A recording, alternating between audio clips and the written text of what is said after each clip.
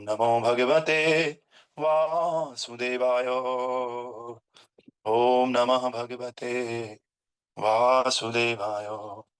नारायणं नमस्कृत्यं नरं चैव नरोत्तमं देवीं सरस्वतीं व्यासं ततो जयमुदीरये। नष्टप्रायेषु भद्रेषु नित्यं भागवत सेवयां भगवते उत्तमश्लोके भक्तिर्भवति नैष्ठिकी। कृष्णाय वासुदेवाय देवकी नन्दनाय च नन्दगोपकुमाराय श्रीगोविन्दाय नमो नमः। मूकं करोति वाचालं पङ्गुं लङ्घयते गिरिं यत्कृपां तम् अहं वन्दे श्रीगुरो दीनतारिणं श्रीपरमानन्दमाधवं श्रीकृष्णचैतन्य ईश्वरं गुरुवे गौरचन्द्राय राधिकाय तदालये कृष्णाय कृष्णभक्ताय तद्भक्ताय नमो नमः। नमो विष्णुपादाय कृष्णपृष्ठाय भूतले श्रीमते भक्तिवेदांत गोस्वामिनेति नामिने। नमस्ते सरस्वते देवे गौरवाणी प्रचारिणे निर्विशेष शून्यवादी पाश्चात्य देशधारिणे। जय श्री कृष्ण चैतन्य प्रभु नित्यानंद श्री अद्वैत गदाधर शिवासादि गौर भक्त वृंदा। हरे कृष्णा कृष्णा कृष्णा हरे हरे हरे राम राम राम हरे हरे। हरे कृष्णा कृष्णा कृष्णा हरे हरे हरे राम राम राम हरे हरे। नमो पंकजनाभाय नमो पंकजमालिने नमो पंकजनेत्राय नमस्ते पंकजाग्रहे। ग्रंथराज श्रीमद्भागवत महापुराण की जय। श्रील प्रभुपाद गुरु महाराज की जय। अनंत कोटि वैष्णव वृंद की जय। नामाचार्य श्री हरिदास ठाकुर की जय। जगन्नाथ बलदेव सुभद्रा चक्र सुदर्शन की जय। श्रील प्रभुपाद की जय। निताई गौर प्रेमानंदे हरि हरि बोल।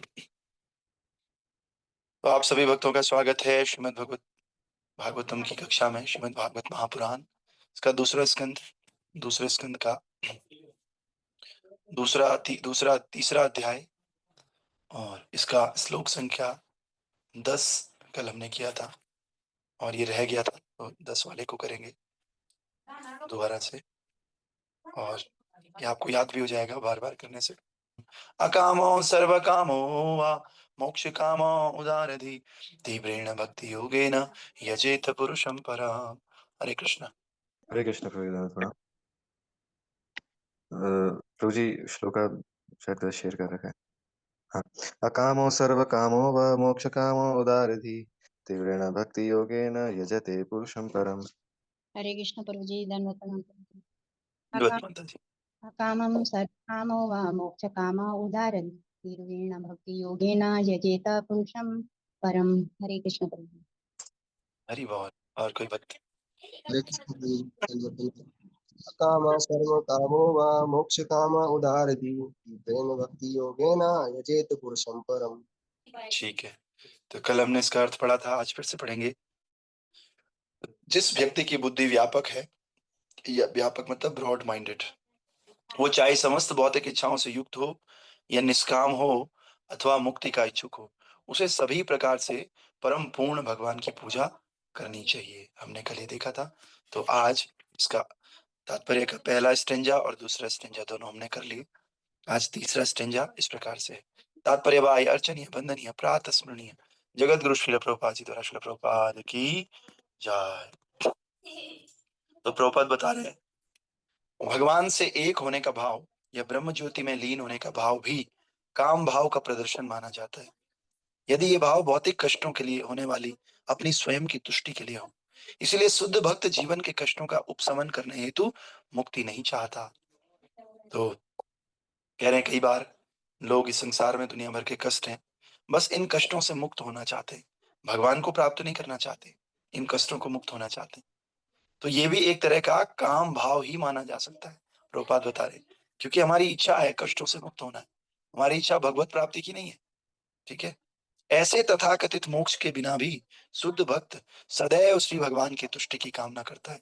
लेकिन जो शुद्ध भक्त है, वो अपने कष्टों के दमन की कामना करे या ना करे, वो भगवान की शुद्ध सेवा की कामना करता है, भगवान की संतुष्टि की कामना करता है। अर्जुन ने काम भाव से प्रेरित होकर कुरुक्षेत्र की युद्ध भूमि में लड़ने से इनकार कर दिया, क्योंकि वो अपनी स्वयं की तुष्टि के लिए अपने संबंधियों को बचाना चाहता था। तो अर्जुन ने क्या किया? लड़ने से इनकार कर दिया। तो ये अर्जुन का काम भाव था, मतलब अपनी इच्छा की पूर्ति करना चाहता था, स्वयं की संतुष्टि चाहता था और अपने सगे संबंधियों को बचाना चाहता था, इसलिए लड़ने से इनकार कर दिया। किंतु शुद्ध भक्त होने के कारण वो भगवान के आदेश पर युद्ध करने के लिए तैयार हो गया, क्योंकि उसे ज्ञान हो चुका था और उसने अनुभव किया कि अपनी तुष्टि की बलि देकर श्री भगवान की तुष्टि करना उसका परम कर्तव्य है। इस तरह वह अकाम हो गया। ये पूर्ण जीव की पूर्ण अवस्था है।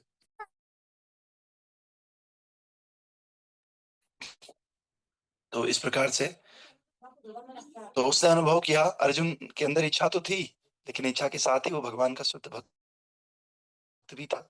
इसलिए शुद्ध भक्त होने के कारण, जैसे कि श्लोक में भी लिखा हुआ है, हो सकता है आपके अंदर इच्छाएं हों, लेकिन अगर आप भगवान के शुद्ध भक्त हैं तो अंततः आप वही करते हैं जो भगवान की तुष्टि के लिए आवश्यक होता है। तो उन्होंने अपनी इच्छाओं को बलि दे दिया, अपनी इच्छा नहीं मानी। किसकी इच्छा मानी? भगवान की इच्छा मानी, क्योंकि भगवान की इच्छा को मानना ही हमारा परम कर्तव्य है।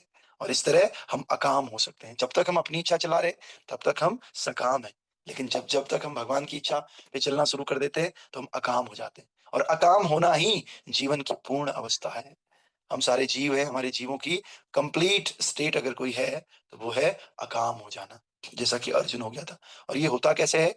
ये ज्ञान होने के बाद होता है। और ज्ञान कौन देता है? कभी कभी साक्षात भगवान देते हैं और कभी कभी उनके भक्त देते हैं। अर्जुन के केस में साक्षात भगवान ज्ञान देने वाले थे, लेकिन हम लोगों के केस में भगवान के भक्त हमें ज्ञान देते हैं, और उस ज्ञान को हम अंगीकार करके इस अकाम की स्थिति तक पहुंच सकते हैं। फिर आगे प्रभुपाद जी कह रहे हैं, उदारधि का अर्थ है व्यापक दृष्टि वाला, या फिर आप कह सकते हो उदार चेत मनुष्य, जिसकी दृष्टि बड़ी व्यापक है, बहुत वास्ट विजनरी व्यक्ति है, ब्रॉड माइंडेड है, उसको हम उदारधि कहते हैं। और उदारधि का दूसरा मतलब है उदार चेत। उदार चेत मतलब जो दयावान है, जिसके अंदर दया है। जैसे हम किसी को मारते हैं तो छोटी अगर सोच है तो हम इतना नहीं सोचते कि यार कल को कोई हमें भी इस तरह से मारेगा। लेकिन अगर किसी का ब्रॉड माइंड होता है तो बोलता है यार जैसे दर्द हमको होता है वैसे ही दर्द इसको भी होता होगा, तो उसको उदार चेता बोलते हैं। जो लोग भौतिक भोग की कामना करते हैं वे छोटे मोटे देवताओं को पूजते हैं। श्रीमद् भगवत गीता 7.20 में ऐसी बुद्धि को अपहित ज्ञान अर्थात संज्ञा शून्य हो चुके व्यक्ति की बुद्धि कहकर उसकी भर्त्सना की गई है। तो जो लोग, जिनको भौतिक भोग चाहिए, वो छोटे मोटे देवताओं की पूजा करते हैं, और परमेश्वर की अनुमति के बिना मनुष्य देवताओं से कोई भी फल प्राप्त नहीं कर सकता। भगवान गीता के उसी अध्याय में कहते हैं कि लेकिन जो भी फल ये देवी देवता आपको देते हैं वो भी मेरे द्वारा ही दिए हुए रहते हैं। और इसीलिए व्यापक दृष्टि वाला व्यक्ति ये देख सकता है कि भौतिक लाभों के लिए भी अंतिम सत्ता श्री भगवान ही है।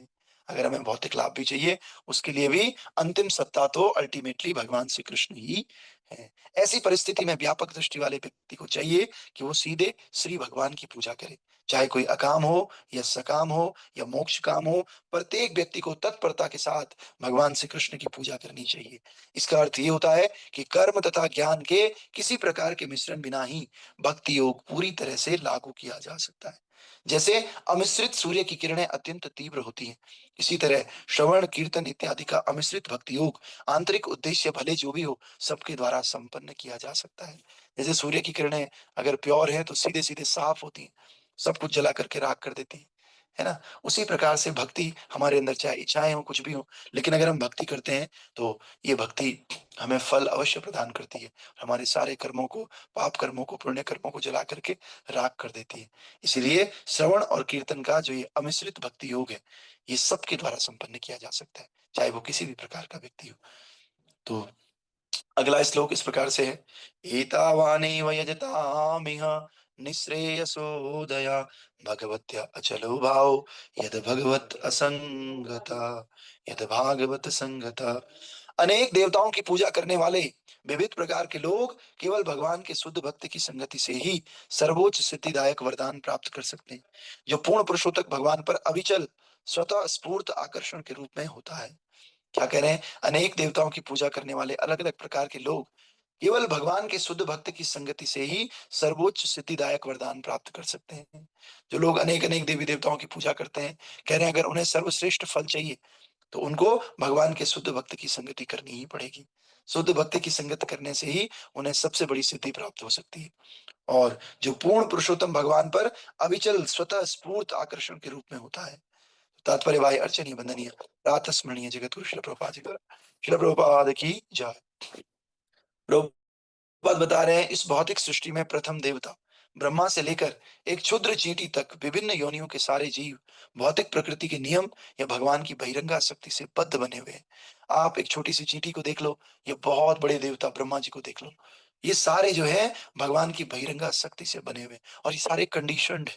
कंडीशन मतलब ये बंधे हुए हैं। चींटी अपने हिसाब से कुछ नहीं कर सकती, ब्रह्मा जी भी अपने हिसाब से बहुत कुछ कर सकते हैं, लेकिन फिर भी सब कुछ अपने हिसाब से नहीं कर सकते हैं। जीव अपनी शुद्ध अवस्था में जानता है कि वो भगवान का ही अंश है, किंतु जब जीव भौतिक शक्ति पर प्रभुत्व जताने की इच्छा के कारण भौतिक जगत में आ गिरता है, तब वह भौतिक प्रकृति के 3 गुणों द्वारा बद्ध हो जाता है, सतो रजो और तमो। और इस प्रकार अधिकाधिक लाभ के लिए जीवन संघर्ष करता रहता है। हम इस संसार में बंध जाते हैं, बंधने के बाद हम क्या करने लग जाते हैं, यहाँ संघर्ष करने लग जाते हैं। क्या करने के लिए? यहाँ पर स्टेबल रहने के लिए, यहाँ पर भोगों को भोगने के लिए, हम बहुत ज्यादा लाभ प्राप्त करने के लिए हम सब लोग स्ट्रगल करते रहते हैं, संघर्ष करते रहते हैं। और ये जीवन संघर्ष भौतिक भोग के वशीभूत होकर माया जाल के पीछे भागने के समान है। भौतिक भोग की समस्त योजनाएं, चाहे वे विभिन्न देवताओं की पूजा द्वारा संपन्न हो, जैसा कि इसी अध्याय के पिछले श्लोकों में बताया गया, अथवा ईश्वर या देवता की सहायता के बिना वैज्ञानिक ज्ञान की आधुनिक प्रगति हो, केवल भ्रम है। चाहे हम बोले हमने इतना एडवांसमेंट कर दिया, ये सब केवल भ्रम है। क्योंकि सुख की इन समस्त योजनाओं के बावजूद बद्ध जीव भौतिक सृष्टि के संपर्क में रहकर जीवन की समस्याओं जैसे जन्म मृत्यु जरा और व्याधि का कभी भी समाधान नहीं कर सकता। हम कितने भी एडवांस हो जाएं, कितने भी मशीनें लेकर आ जाएं, लेकिन हम लोग असली जो समस्याएं हैं, जन्म मृत्यु बुढ़ापा और बीमारियां, इनका समाधान कभी नहीं कर सकते। विश्व का इतिहास ऐसे योजना निर्माताओं से भरा पड़ा है और विश्व में आप देखोगे तो दुनिया भर के लोग हैं जिन्होंने इस तरह की योजनाएं बनाई। अनेक राजा महाराजा आते जाते रहते हैं और इनकी योजना बनाने की केवल कहानी शेष रह जाती है। बड़े बड़े राजा महाराजा आते हैं, उनकी कहानियां हम पढ़ते हैं, लेकिन लास्ट में केवल कहानियां रह जाती हैं। वो राजे महाराजे सब चले जाते हैं, उनकी योजनाएं ठप हो जाती है, धरी की धरी रह जाती है। लेकिन जीवन की मुख्य समस्याएं इस योजना निर्माता के बावजूद भी जैसी की तैसी बनी रहती है। ग्रंथराज श्रीमद् भागवत महापुराण की जय। श्रील प्रभुपाद गुरु महाराज की जय। अनंत कोटि वैष्णव वृंद की जय। निताय गौर प्रेमानंदे। हरि हरि बोल। इसमें ये थोड़ा सा रह गया है तात्पर्य, ये तात्पर्य हम कल करेंगे। फिलहाल आज के लिए हम मंगल आरती करेंगे। तो भक्तों, उद्देश्य केवल ये है, और आज के जो आज का सुबह का क्लास है, इसका एक ही मैसेज है, हम किसी भी स्तर पर हों, कैसे भी हों, हमें भगवान की भक्ति करनी है बस। दूसरा जीवन में हमारी और भी इच्छाएं होंगी, लेकिन हमें भगवान की भक्ति करनी ही करनी है, चाहे हम किसी भी स्तर के क्यों ना हो। यही हमारे जीवन को आगे बढ़ा करके लेकर जा सकता है। श्रील प्रभुपाद की जय।